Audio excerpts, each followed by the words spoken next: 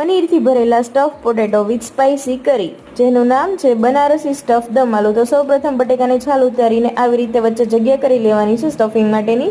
ત્યારબાદ તેને ફ્રાય કરી લેવાના છે.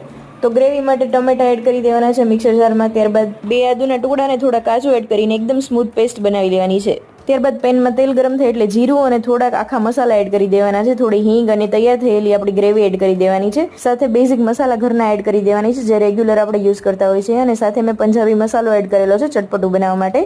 ત્યારબાદ થોડું પાણી એડ કરીને ગ્રેવીને ઉકળવા દેવાની છે. લાસ્ટમાં કસૂરી મેથી અને થોડો લીંબુનો રસ એડ કરી દેવાનો છે. ત્યારબાદ પનીરનું સ્ટફિંગ બનાવેલું છે જેમાં મેં થોડા કેપ્સિકમ, થોડા તળેલા બટેકા, થોડી દ્રાક્ષ, લીલા ધાણા અને થોડી ક્રેનબેરી સાથે મીઠું અને થોડો પંજાબી મસાલો એડ કરીને સ્ટફિંગ તૈયાર કરી લીધેલું છે. તો તૈયાર થયેલા સ્ટફિંગને બટેકામાં સ્ટફ કરી દેવાનું છે.